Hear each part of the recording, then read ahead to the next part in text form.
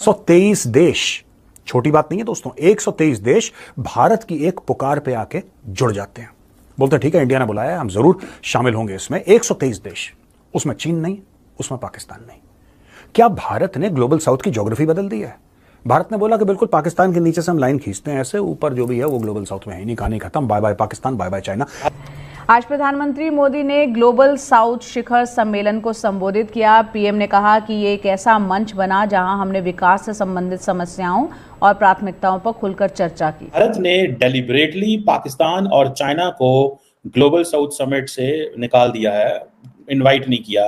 पाकिस्तान और चाइना, पाकिस्तान से तो चलो ठीक है, भारत क्या अपनी दुनिया बनाना चाहता है? बहरहाल ये जो कुछ भी हुआ, बहुत अजीब सी बात है कि मोदी जी ने पाकिस्तान को इनवाइट करने की जहमत ही नहीं की। ग्लोबल डेवलपमेंट कॉम्पैक्ट एक ऐसा प्रपोजल अनाउंस किया गया है जिसकी सबसे ज्यादा जरूरत पाकिस्तान को है, लेकिन पाकिस्तान इस समिट से बाहर है, आउट है, और ये बड़े ही अफसोस की बात है और बहुत दुख की बात है।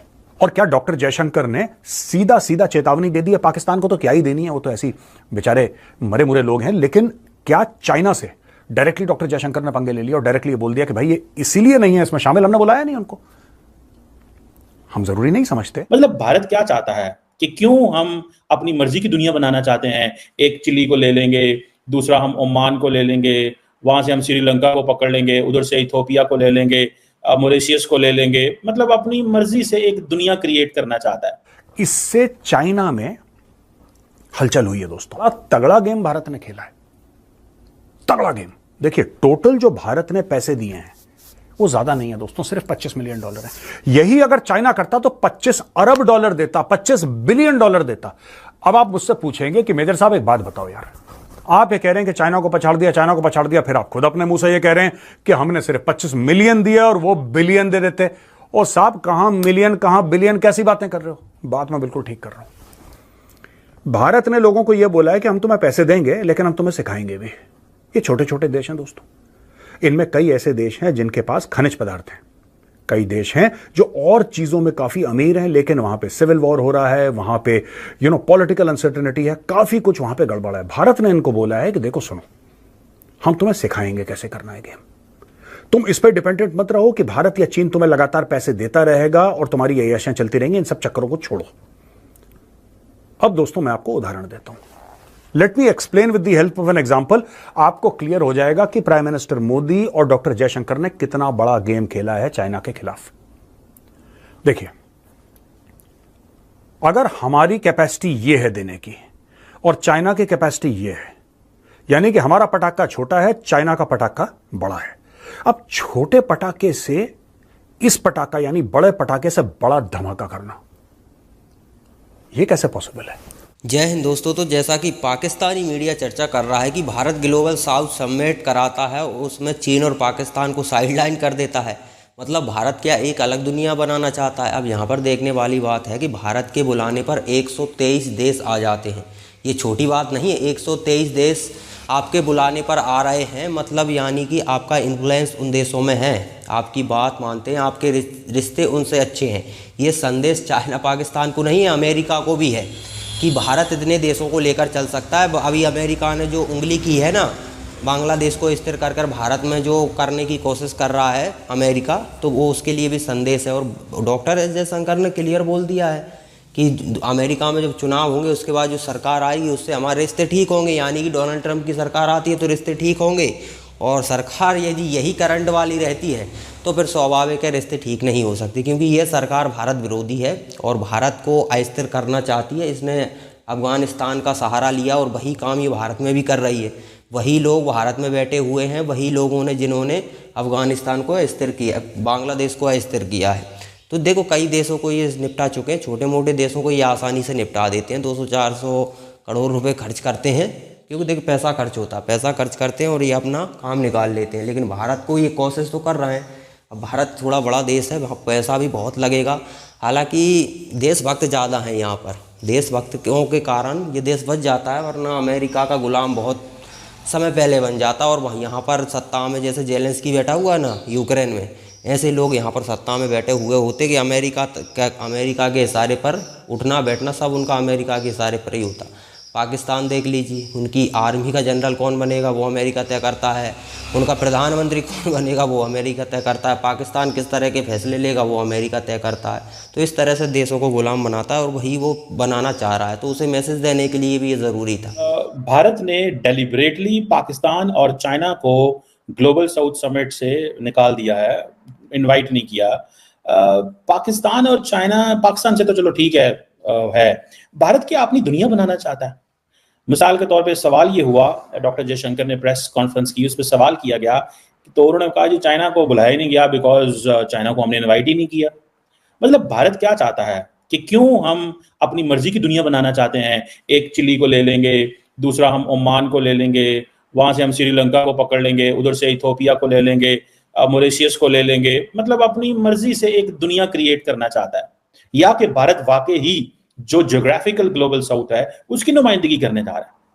पाकिस्तान को आपने इनवाइट नहीं किया, ठीक है, हम ग्लोबल साउथ का हिस्सा नहीं है, हम हो सकता है नॉर्थ का हिस्सा हो पाकिस्तान, मतलब हमें नहीं अंदाजा, शायद भारत अपना जो मैप है वो जो बनाना चाह रहा है उसमें उन्होंने पाकिस्तान को नॉर्थ में डाल दिया।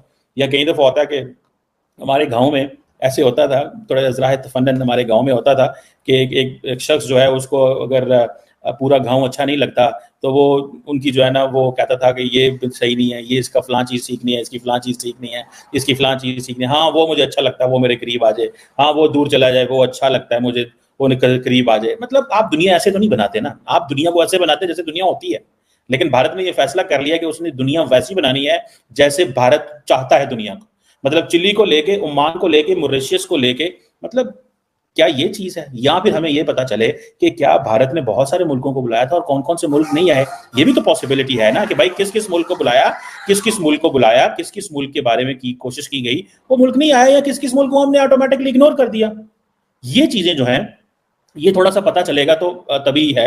अब भारत एक ही चीज बात कर रहा है, भारत बेसिकली ये कह रहा है जी कि जितने भी छोटे मुल्क हैं, ग्लोबल साउथ के मुल्क हैं, ये सारे यूनाइटेड नेशन सिक्योरिटी काउंसिल की रिफॉर्म्स की बात करें और उसके ऊपर नेगोशिएशंस करें। मतलब ये कि मैं आपको इज्जत दूंगा, तुम मुझे ऊपर उठा के सिक्योरिटी काउंसिल का परमानेंट मेंबर बनाओ, मैं ऊपर बात कर चुका हूं, नीचे जो है वो माहौल बनाया जाए।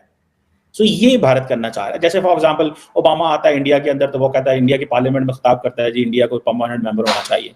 बुश आएगा, बुश ने तो खैर नहीं ये कहा था, ओबामा से आई थिंक ये शुरू हुआ था if I am not wrong. Then आ गया जी ट्रंप आ गया जी, देन जी बाइडेन आ गया जी, सब ने कहा जी कि हम रिफॉर्म्स करेंगे, हम ये करेंगे, हम वो करें, हमने ये भारत को ये दे देना। भाई दें, जरूर दें।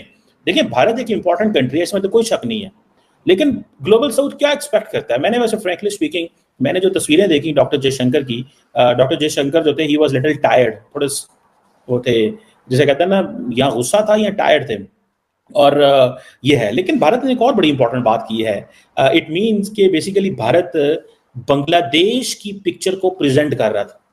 भारत ने ये कहा है कि जो ग्लोबल साउथ के अंदर ये कहा गया है, जो पॉलिटिकल इंटरफेरेंस का इशू उठाया गया है, मतलब ये कि बांग्लादेश के अंदर जो हुआ है ये पॉलिटिकल इंटरफेरेंस है अमेरिका की। सो ये भारत ने खुला खुला इल्जाम लगा दिया। देखिए पॉलिटिकल इंटरफेरेंस कौन करेगा? इथोपिया तो नहीं बांग्लादेश में करेगा। तो दोस्तों चीन पाकिस्तान को काफ़ी मिर्ची लगी है और चीन के बयान, जो चीन को नहीं बुलाया उस पर पाकिस्तान को तो इग्नोर कर देते हैं। चीन पर बयान आया है डॉक्टर एस जयशंकर का, उन्होंने कहा नहीं बुलाया इसलिए चीन नहीं आया, हमने ज़रूरी नहीं समझा। सीधी सी बात है, जो हमारा दुश्मन है, जो हमसे दुश्मनी करेगा उसे जवाब मिलेगा। और ये ज़रूरी है दुनिया को दिखाने के लिए कि भाई भारत से दोस्ती करोगे तो भारत तुम्हारे साथ, और भारत से दुश्मनी करोगे तो फिर उस हिसाब से टैकल करेगा भारत। और ये ज़रूरी भी है, क्योंकि देखिए आप अगर किसी मलयालम बोलने वाले को आप उर्दू में समझाओगे तो वो नहीं समझेगा, उसे मलयालम में ही समझाना पड़ेगा। तो ये जो लोग बुलेट की भाषा समझते हैं उन्हें बुलेट की भाषा समझा से जवाब देना पड़ेगा, जो लोग प्यार की भाषा समझते हैं उन्हें प्यार से जवाब देना पड़ेगा। तो कुछ देश ऐसे हैं जो मार खाए बगैर नहीं समझते, तो उन्हें मार खवानी ही पड़ेगी, चाहे वो आर्थिक तौर पर हो, चाहे वो कुछ और बहर के तौर पर हो। देखो भारत का डिसीजन क्लियर है, भारत इस समय वॉर में नहीं जाना चाहता, क्योंकि जो देश वॉर में जाता है उसकी इकोनॉमी डाउन होने लगती है, क्योंकि वॉर में जाते ही निवेशक भागने लगते हैं, निवेशकों को समस्या हो जाती है और उससे मार्केट गिरने लगता है, तो वह बहुत समस्या होती है। उस कारण से भारत नहीं चाहता कि वॉर में जाए। आर्थिक तौर पर किसी भी देश को आप टैकल कर सकते हो, और ये भारत की खूबी रही है अभी तक। देखिए बांग्लादेश में जो भी हुआ है, अमेरिका ने जो भी किया है उसका जवाब अमेरिका को मिलेगा। अभी चुनाव होने के बाद पता चल जाएगा कि अगर यही सरकार रहती है तो फिर हमें किस हिसाब से डील करनी है। अमेरिका से सरकार बदलती है तो फिर अलग तरीके से डीलिंग होगी। तो सरकार पे मैटर करता है अमेरिका को भी हमने इससे मैसेज दे दिया कि 123 देशों को हम बुला सकते हैं। तो ग्लोबल साउथ समिट हमने करवाया है, तो 123 देश बहुत बड़ी बात होती है। 123 देश आना यानी कि ये लोग भारत के इन्फ्लुएंस में हैं, भारत के पास इतना समर्थन है। तो अमेरिका भी अब समझ गया होगा कि भारत से ज़्यादा उलझना ठीक नहीं है, और ये ज़रूरी भी है, क्योंकि ये लोग वरना हमारे देश को अस्त व्यस्त करने में कोई कसर नहीं छोड़ने वाले।